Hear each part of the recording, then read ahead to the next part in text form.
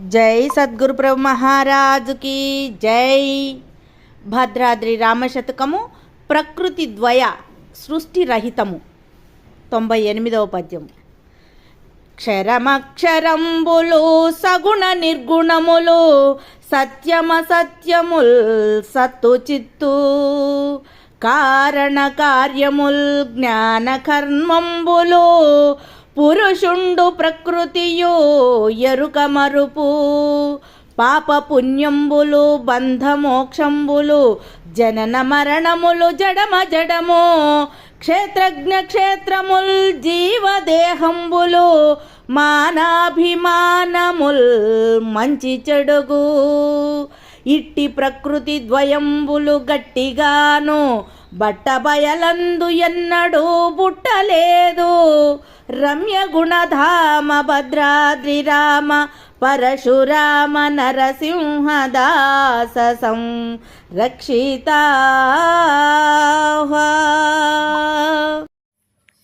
జై నిజ గురుభ్యో నమః.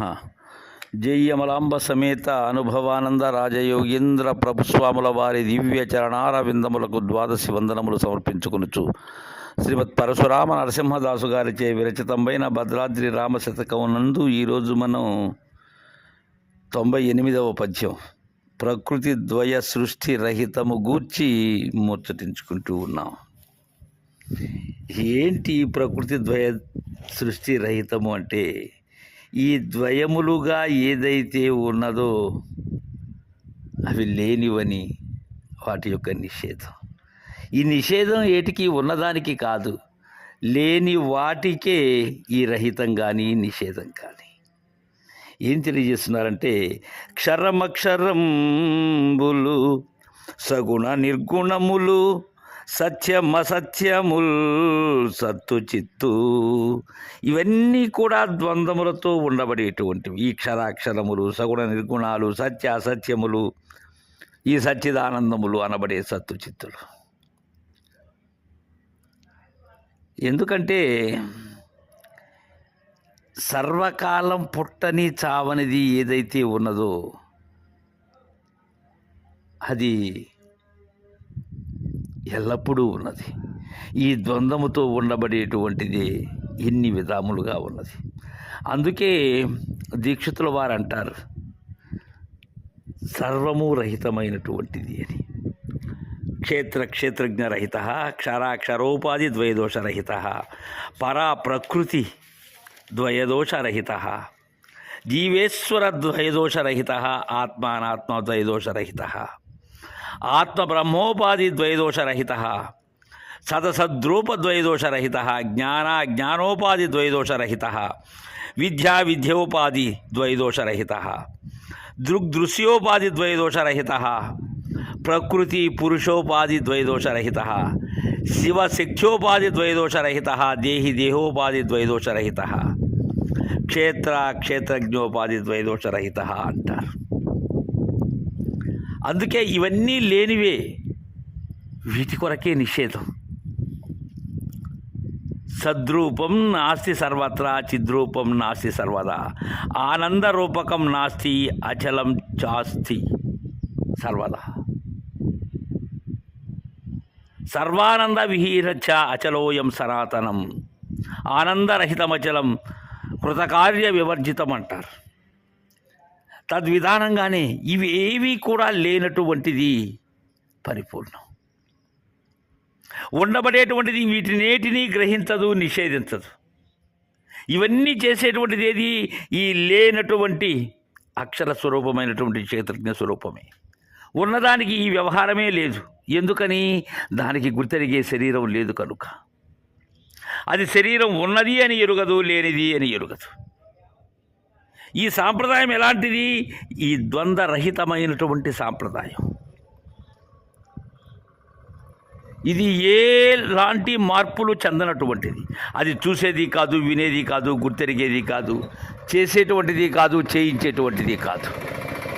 అలాంటిది ఆ సాంప్రదాయం. ఎందుకంటే క్షేత్రం ఉన్నంతసేపే, క్షరం ఉంటేనే అక్షరం. గురు కటాక్షం ఎప్పుడైతే అప్పుడే ఇది ఏదీ లేదు. అందుకే కారణ కార్యముల్ జ్ఞాన కర్మంబులు పురుషుండు ప్రకృతియు ఎరుక మరుపు. అది కారణము కాదు, కార్యము కాదు, కర్త లేడు కనుక. అలానే ముడిపడినటువంటి ఆ హృదయ గ్రంథి అనబడేటువంటి జ్ఞాన కర్మములు కాదది. అది ప్రకృతి కాదు, పురుషుడు కాదు. ఇవి రెండు కానటువంటిది. ఇది శిష్యునకు బోధ దృఢమయ్యేందుకు చెప్పటమే ఇది. ఎరుక మరుపులు కానిది. అది 24 కాదు, 25 కాదు. పాప పుణ్యంబులు బంధ మోక్షంబులు జనన మరణములు జడమజడము. ఈ నేత్ర మధ్యంలో కొలువయుండేటువంటి పాపతో జరిగే పాపము కాదు, దానిని వీడినటువంటి మోక్షము కాదది. బంధము కాదు, పుణ్యము కాదు.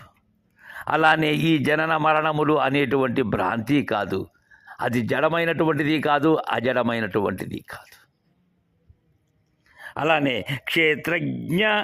క్షేత్రముల్ జీవదేహంబులు మానాభిమానముల్ మంచి చెడుగు.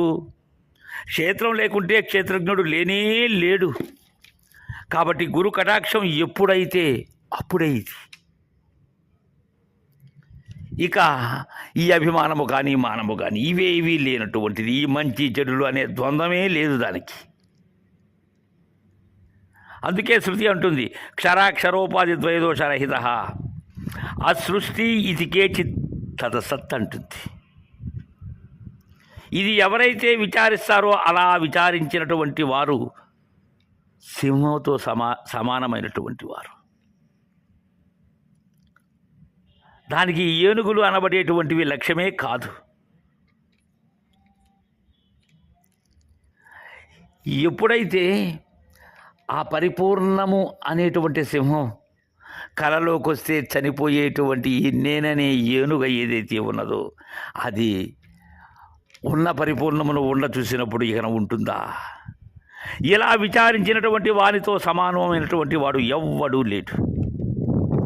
అలా విచారించిన వారి ముందర మాట్లాడటమే చాలా తప్పు. ఎవరైతే ఈ దేహం ఉండంగానే దేహం లేక ఉండబడేటువంటి వారు గురువులు, వారు ధీరులు, అలాంటి వారు.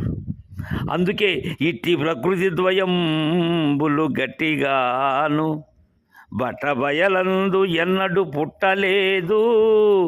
ఇలాంటి ద్వయము ఏదైతే ఉన్నదో ఈ ద్వయము ఏది కూడా పరిపూర్ణ పరబాహ్యమునందు ఏనాడు పుట్టలేదు.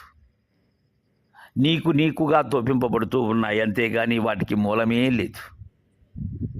నీ ఉన్నంతసేపే అవి.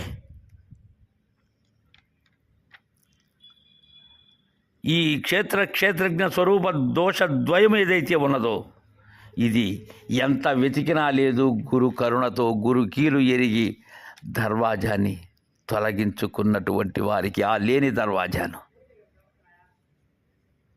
ఇక్కడ ప్రకృతి లేదు, ద్వయం అనబడేటువంటిదే లేనప్పుడు ఇక్కడ పురుషుడు ఎక్కడ? ఇక్కడ ఈ ద్వంద్వమే లేనప్పుడు సృష్టి ఎక్కడున్నది? నేను ఉన్నంతసేపు సృష్టి ఉన్నది. కావున నాయన ఈ ద్వయము ఏదైతే ఉన్నదో ఈ ద్వయదోష రహితము అనేటువంటిది గురు విచారణ ద్వారా తెలుసుకోవాలి అని మనకు తెలియజేస్తూ ఉన్నారు. తరువాయి పద్యాన్ని రేపు ముచ్చరించుకుందాం. జై గురుదేవా.